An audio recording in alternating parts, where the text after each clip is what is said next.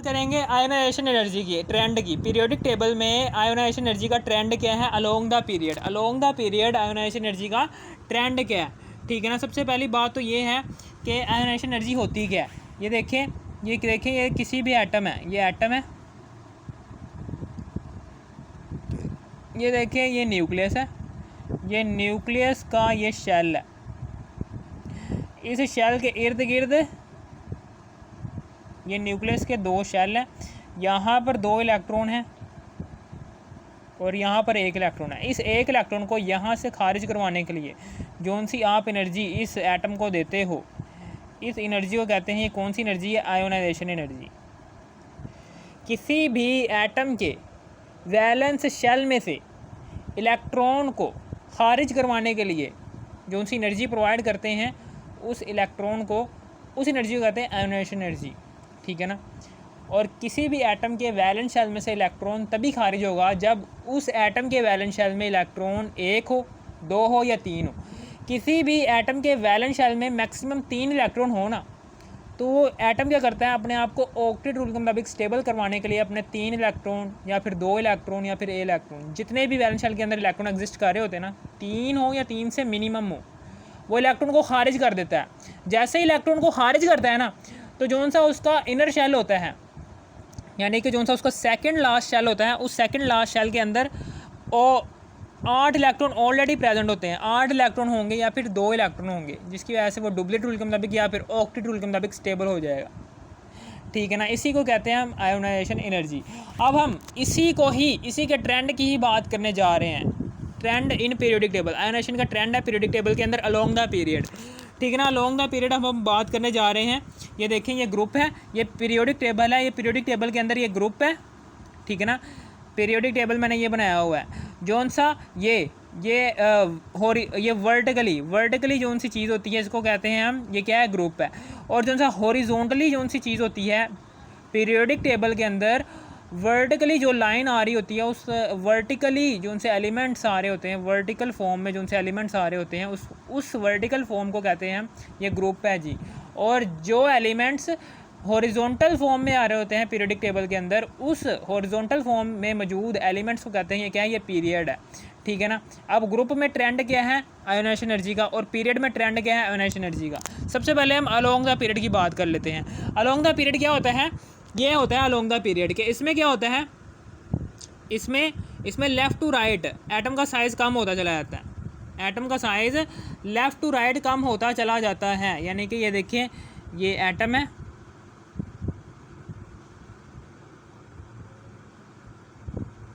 ये एक एटम है, ठीक है ना, ये एक एटम है। ये देखें यहाँ पर ये न्यूक्लियस है, एक ये शेल है और दूसरा ये शेल है, ठीक है ना। इसी तरीके से यही वाला एटम छोटा होता जा रहा है, फिर और छोटा हो गया,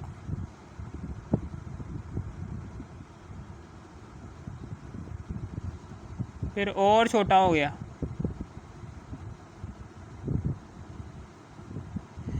यानी कि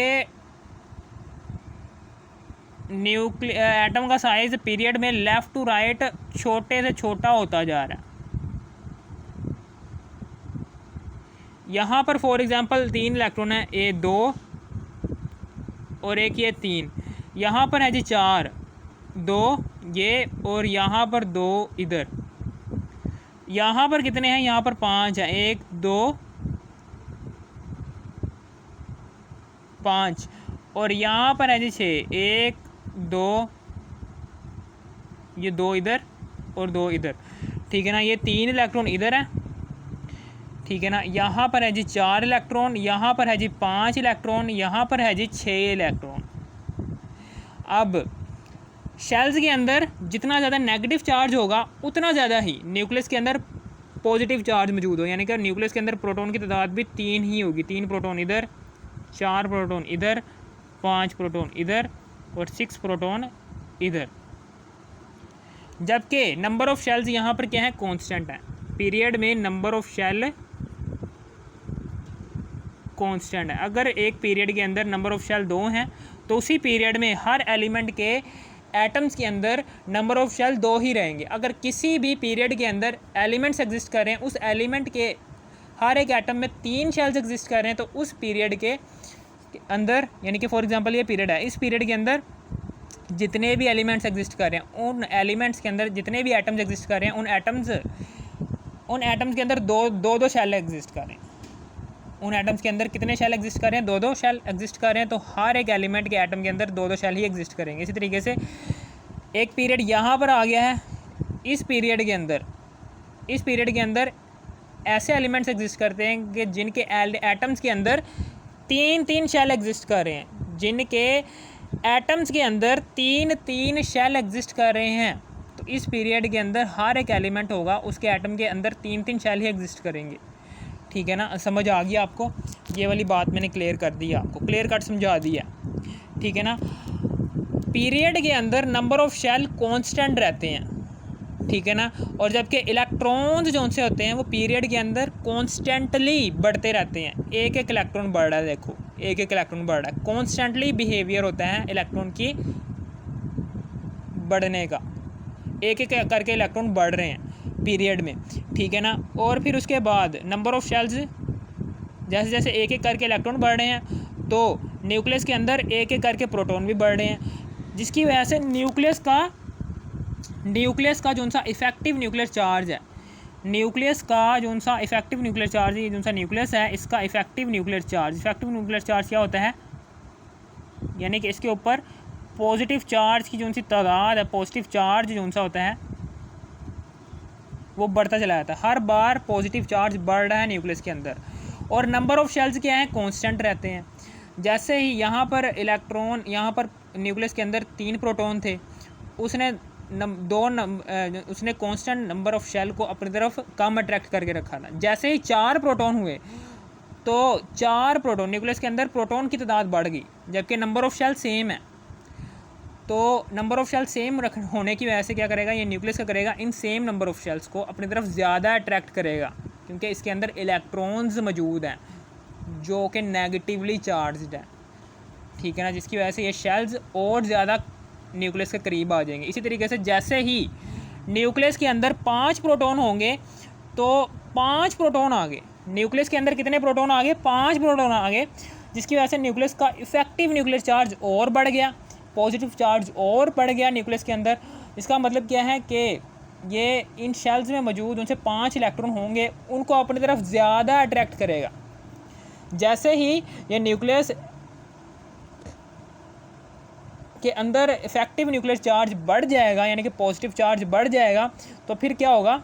यानी कि 5 प्रोटॉन आ गए, यहाँ पर इफेक्टिव न्यूक्लियर चार्ज और बढ़ गया है, जिसकी वजह से ये मज़ीद कांस्टेंट नंबर ऑफ़ शेल्स को अपनी तरफ ज़्यादा अट्रैक्ट करेगा, जिसकी वजह से एटम का साइज़ और कम हो जाएगा। यहाँ पर 6 प्रोटॉन आ गए हैं, तो 6 प्रोटॉन क्या करेंगे? ये शेल्स के अंदर जो उनसे 6 इलेक्ट्रॉन है, न्यूक्लियस के अंदर 6 प्रोटॉन क्या करेंगे? इसका न्यूक्लियस का इफेक्टिव न्यूक्लियर चार्ज मज़ीद बढ़ा देंगे, जिसकी वजह से न्यूक्लियस के ऊपर और ज़्यादा पॉजिटिव चार्ज आ जाएगा। अब ये न्यूक्लियस क्या करेगा? कांस्टेंट नंबर ऑफ़ शेल्स को, कि जिसके अंदर 6 इलेक्ट्रॉन एग्जिस्ट कर रहे हैं, यानी कि नेगेटिव चार्ज एग्जिस्ट कर रहा है, उसको अपनी तरफ ज़्यादा अट्रैक्ट करेगा, जिसकी वजह से एटम का साइज़ और कम होता चला जाएगा। एटम का साइज़ कम हो रहा है, जिसकी वजह से एटॉमिक रेडियस हर बार कम हो रहा है। एटॉमिक रेडियस हर बार पीरियड के अंदर कम होता जा रहा है। जैसे जैसे एटॉमिक रेडियस पीरियड के अंदर कम होता जाएगा हर बार। क्यों कम हो रहा है एटॉमिक रेडियस? मैंने वजह बता दिया। जैसे एटॉमिक रेडियस कम होता चला जाएगा, तो यहाँ से आयोनाइजेशन एनर्जी बढ़ती चली जाएगी। एटॉमिक रेडियस देखें यहाँ पर कितना ज़्यादा है, यानी कि मैं यहाँ से ये वाले इलेक्ट्रॉन को निकालना चाहता हूँ, यहाँ से मैं इस वाले इलेक्ट्रॉन को निकालना चाहता हूँ, तो ये वाला इलेक्ट्रॉन जो सा होगा ना, ये आसानी से निकल जाएगा, क्योंकि यहाँ पर इसका न्यूक्लियस का इस इलेक्ट्रॉन से फासला बहुत ज़्यादा है, क्योंकि यहाँ पर न्यूक्लियस का इस वैलेंस इलेक्ट्रॉन से फासला बहुत ही कम है। न्यूक्लियस की अट्रैक्शन इस इलेक्ट्रॉन के लिए बहुत ही कम है, जिसकी वजह से इतनी भी नहीं कम है, बस कम है, इससे तो कम ही है। यहाँ पर न्यूक्लियस ने इस इलेक्ट्रॉन को बहुत ज़्यादा अपनी तरफ अट्रैक्ट करके रखा हुआ है, जिसकी वजह से यहाँ पर आपको आयोनाइजेशन एनर्जी, यानी कि इस इलेक्ट्रॉन को यहाँ से रिलीज़ करवाने के लिए जो सी एनर्जी देनी पड़ेगी वो 2000 किलो जूल पर मोल देनी पड़ेगी, तब जाकर ये इलेक्ट्रॉन इस शेल में से निकलेगा। लेकिन यहाँ पर सिर्फ और सिर्फ आप 1000 देंगे तो काम चल जाएगा, ठीक है ना। यही वाली सारी बात यहाँ पर लिखनी है कि अलोंग द पीरियड क्या ट्रेंड है जी आयोनाइजेशन एनर्जी का।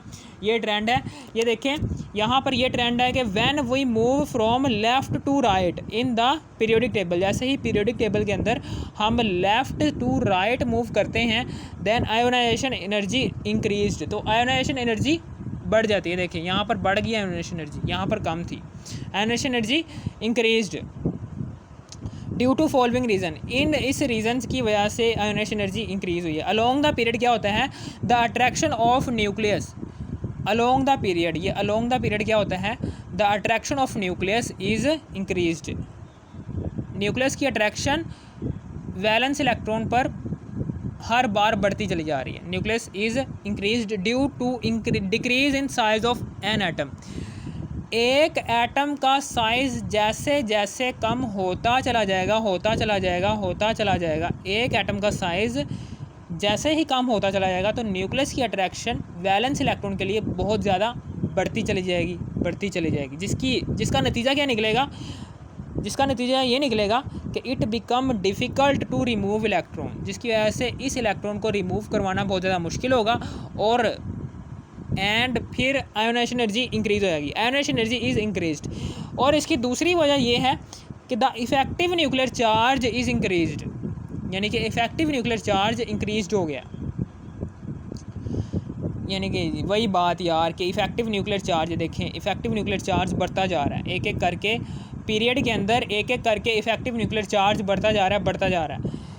The effective nuclear charge is increased along the period and nucleus become stronger, तो न्यूक्लियस जैसे जैसे इफ़ेक्टिव न्यूक्लियर चार्ज न्यूक्लियस का बढ़ रहा है तो उसकी, ठीक है ना, न्यूक्लियस और ज़्यादा स्ट्रोंगर हो रहा है, न्यूक्लियस बिकम स्ट्रोंगर, क्योंकि न्यूक्लियस के ऊपर और ज़्यादा पॉजिटिव चार्ज आ रहा है, जिसकी वजह से क्या होगा, it become difficult to remove electron, इसका नतीजा क्या निकलेगा कि इलेक्ट्रॉन को रिमूव करवाना बहुत ज़्यादा मुश्किल होगा from valence electron, valence shell से इलेक्ट्रॉन को रिमूव करवाना बहुत ज़्यादा डिफ़िकल्ट होगा, जिसकी वजह से आयोनाइजेशन एनर्जी इंक्रीज हो जाएगी। वही वाली बात कि इफेक्टिव न्यूक्लियर चार्ज बढ़ेगा न्यूक्लियस के अंदर तो न्यूक्लियस का पॉजिटिव चार्ज बढ़ जाएगा, न्यूक्लियस के ऊपर जैसे ही पॉजिटिव चार्ज बढ़ेगा तो वो हर बार न्यूक्लियस के अंदर पॉजिटिव चार्ज बढ़ रहा है तो हर बार nucleus constant number of shells को अपनी तरफ अट्रैक्ट करता रहेगा, जिसकी वजह से हर बार एटम का साइज़ कम होता जाएगा। जैसे जैसे एटम का साइज़ कम होता जा रहा है तो न्यूक्लियस का वैलेंस शेल के दरमियान फासला भी कम होता जा रहा है, जिसकी वजह से न्यूक्लियस की अट्रैक्शन वैलेंस शेल के इलेक्ट्रॉन्स के लिए बहुत ज़्यादा बढ़ गई है और अब वैलेंस शेल में से इलेक्ट्रॉन को रिलीज़ करवाना बहुत ज़्यादा डिफ़िकल्ट हो जाएगा और आयोनाइजेशन एनर्जी यहाँ पर ज़्यादा देनी पड़ेगी पीरियड के अंदर, ठीक है ना। पीरियड में left to right ionisation energy बढ़ रही होती है, पीरियड में लेफ़्ट टू राइट यहाँ पर आयोनाइजेशन एनर्जी बढ़ रही होती है, वजह बता दी है। इसी तरीके से आगे हम बात करते हैं down the group. Down the group में क्या होता है, डाउन द ग्रुप यहाँ पर देखो ये न्यूक्लियस है, इसके गिर्द एक ये शेल है, ये न्यूक्लियस है, इसके गिर्द एक ये शेल है। Down the group shell increase होते जा रहे हैं,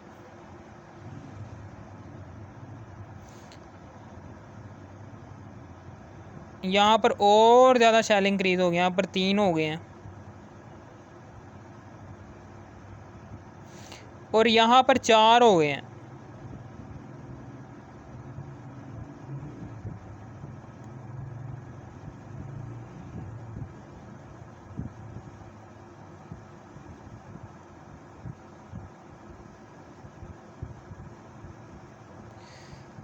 यहाँ पर क्या हो रहा है, यहाँ पर नंबर ऑफ़ शेल्स इंक्रीज़ हो रहे हैं, ठीक है ना। यहाँ पर 2 इलेक्ट्रॉन है, यहाँ पर 2 और 8 10 इलेक्ट्रॉन है, यहाँ पर 2 8 10 10 और 8 18 इलेक्ट्रॉन है, यहाँ पर 2 8 10 10 और 8 18 18 और 8 18 19 20 21 22 23 24 25 26 इलेक्ट्रॉन इधर हैं, यानी कि इलेक्ट्रॉन बहुत तेज़ी से बढ़ रहे हैं।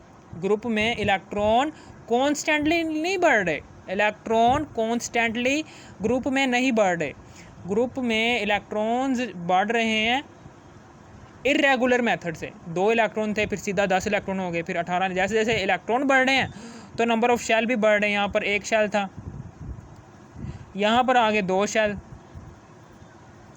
यहाँ पर आगे 3 शेल। जैसे जैसे नंबर ऑफ शेल इंक्रीज होगा तो न्यूक्लियस का वैलेंस शेल से फासला भी बढ़ता चला जाएगा। जैसे ही न्यूक्लियस का वैलेंस शेल से फासला बढ़ता चला जाएगा तो एटॉमिक रेडियस इंक्रीज हो रहा है। जैसे ही एटॉमिक रेडियस इंक्रीज होगा तो आयोनाइजेशन एनर्जी भी, एटॉमिक रेडियस इंक्रीज होने की वजह से आयोनाइजेशन एनर्जी कम होती चली जाएगी।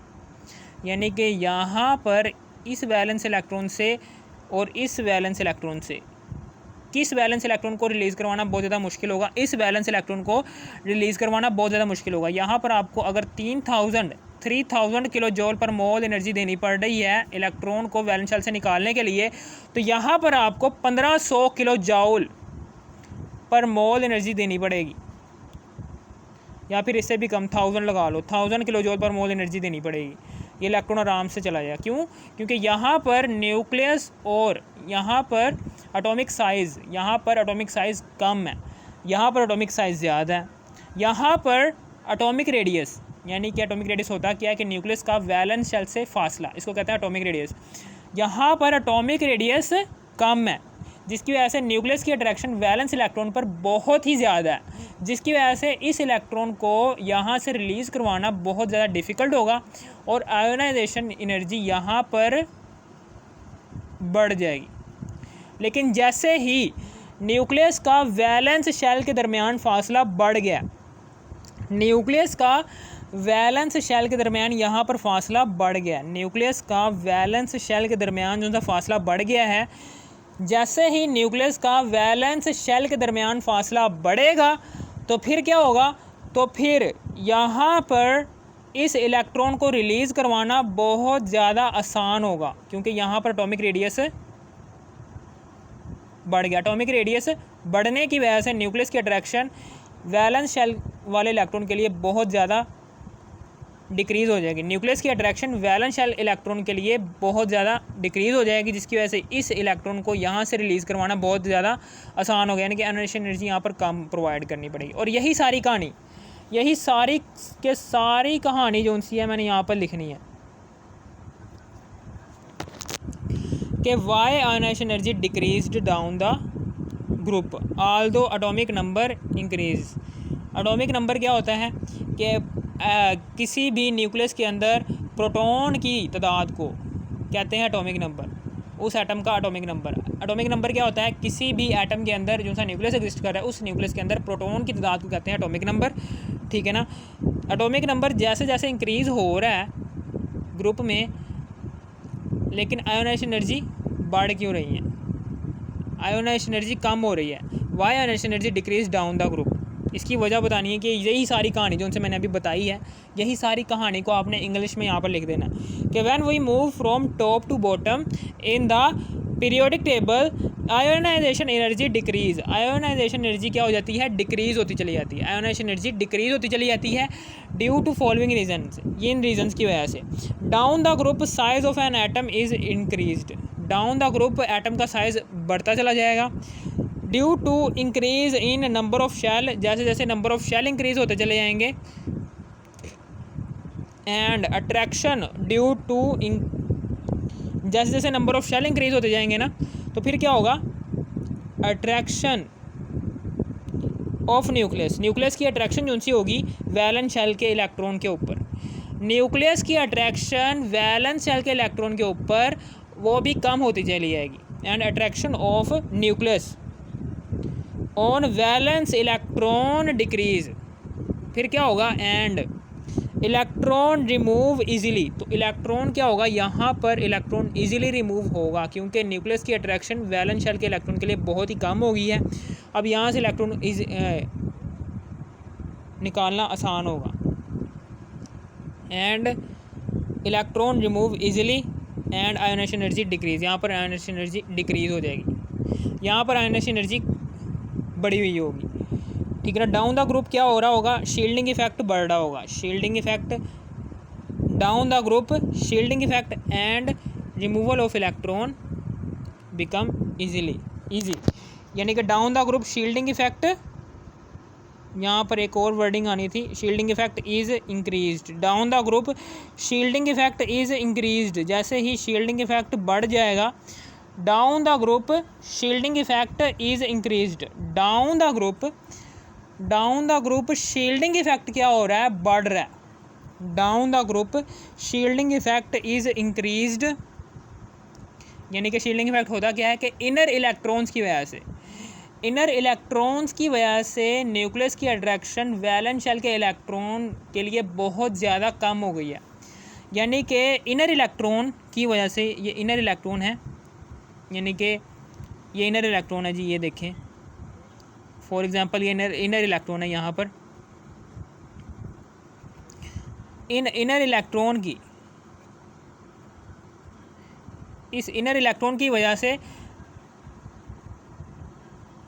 इस इनर इलेक्ट्रॉन की वजह से न्यूक्लियस की अट्रैक्शन वैलेंस शेल के इलेक्ट्रॉन के लिए बहुत ही कम हो जाती है, और इसी को कहते हैं शील्डिंग इफेक्ट। शील्डिंग इफेक्ट यहाँ पर कम है, और यहाँ पर इनर इलेक्ट्रॉन चूंकि नहीं है, इनर इलेक्ट्रॉन यहाँ पर नहीं है, इनर इलेक्ट्रॉन की वजह से न्यूक्लियस की अट्रैक्शन वैलेंस शेल पर बहुत ज़्यादा, यहाँ पर शील्डिंग इफेक्ट बहुत ही कम है।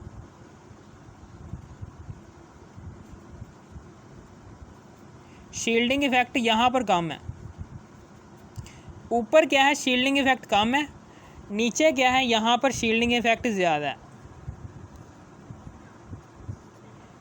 क्योंकि शील्डिंग इफेक्ट यहाँ पर ज़्यादा है, यहाँ पर ज़्यादा है, क्योंकि यहाँ पर देखें, यहाँ पर इनर इलेक्ट्रॉन्स वैलेंस शेल के जो वैलेंस शेल के अंदर जो इनर शेल्स आ रहे हैं, इस इनर शेल्स के अंदर इलेक्ट्रॉन्स की कंसंट्रेशन ज़्यादा है, जिसकी वजह से न्यूक्लियस की अट्रैक्शन वैलेंस शेल के इलेक्ट्रॉन के लिए बहुत ही कम हो जाएगी, और इसी फिनोमेना को कहते हैं शील्डिंग इफेक्ट। न्यूक्लियस की अट्रैक्शन वैलेंस शेल के इलेक्ट्रॉन के लिए कम हो जाएगी ड्यू टू इनर इलेक्ट्रॉन, इसको कहते हैं शील्डिंग इफेक्ट। यहाँ पर शील्डिंग इफेक्ट बढ़ रहा है, यहाँ पर चूंकि इस एटम के अंदर इनर इलेक्ट्रॉन एग्जिस्ट ही नहीं कर रहे हैं, तो यहाँ पर शील्डिंग इफेक्ट बहुत ही कम क्रिएट होगा, यानी कि न्यूक्लियस की अट्रैक्शन वैलेंस शेल के इलेक्ट्रॉन के लिए ज़्यादा होगी, यानी कि शील्डिंग इफेक्ट यहाँ पर कम क्रिएट हो रहा है। शील्डिंग इफेक्ट जैसे जैसे बढ़ेगा वैसे वैसे ही आयोनाइजेशन एनर्जी भी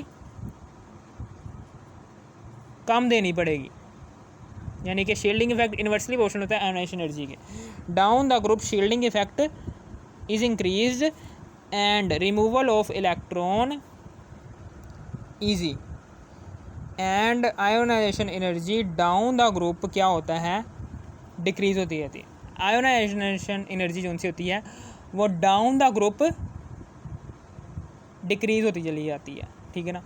अगर आपको इस वीडियो की ज़रा सी भी थोड़ी सी भी समझ आ गई हो, ज़रा सी भी समझ आ गई, इस वीडियो को कर दो लाइक और सब्सक्राइब और शेयर भी कर देना। Thanks for watching me. ये इसका पार्ट 2 था आयोनाइजेशन एनर्जी का।